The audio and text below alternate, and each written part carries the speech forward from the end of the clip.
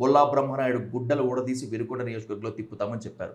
మీరు అధికారంలోకి వచ్చారు కదా, మరి ఇదే సాఫ్ట్ కార్నర్ కనుక చూపిస్తారా, లేకపోతే నిజంగా బొల్లా బ్రహ్మనాయుడు అక్రమాలు చేసుంటే వాళ్ళ అవినీతి చిట్టా బయటికి లాగుతారా? ఖచ్చితంగా బొల్లా బ్రహ్మనాయుడు చేసినటువంటి ఆక్రమించినటువంటి ప్రభుత్వ భూములు ఉన్నాయి, కబ్జా చేసినటువంటి భూములు ఉన్నాయి, అవన్నీ కూడా వెలుగులో తీసుకొస్తాం, చట్ట ప్రకారం చర్యలు తీసుకుంటాం. ఖచ్చితంగా తీసుకుంటారు.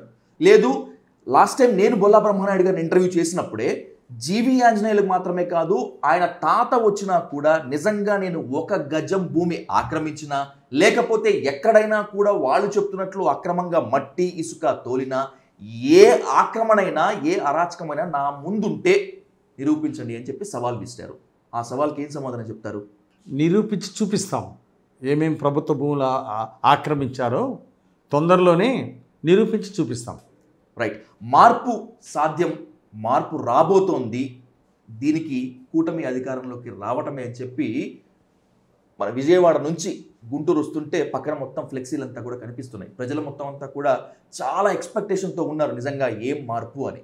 సరే, రాష్ట్రం సంగతి తర్వాత మీ వినుకొండ నియోజకవర్గం గురించి మాట్లాడుకుందాం. ఎమ్మెల్యే గారు, ఏంటి వినుకొండ నియోజకవర్గానికి డెవలప్మెంట్కి ఒక స్కెచ్ ఏమన్నా వేశారా, లేదంటే వినుకొండ ప్రజలకు ఏం గిఫ్ట్ ఇవ్వబోతున్నారు మీరు?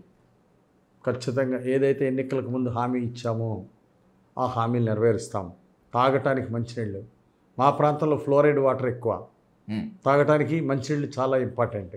కాబట్టి తప్పనిసరిగా చంద్రబాబు గారి సహకారంతో తాగునీరు ఇంటింటికి ట్యాప్ బిగించి ప్రతి ఇంటికి తాగునీరు ఇస్తాం.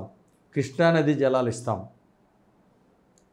అలాగే వినుకొండ పట్టణాన్ని అభివృద్ధి చేసి చూపిస్తాం. అలాగే నియోజకవర్గాన్ని అభివృద్ధి బాటలో ముందుకు తీసుకెళ్తాం. అభివృద్ధి ఆశయంగా పనిచేస్తాం. అరాచకాలకి స్వస్తి చెప్పిస్తా. వినుకొండలో రషీద్ లాంటి హత్యలు మున్ముందు ఉంటాయా, ఉండవా? ఇలాంటి భవిష్యత్తులో పునరావృతం కాకుండా చర్యలు చేపట్టాం.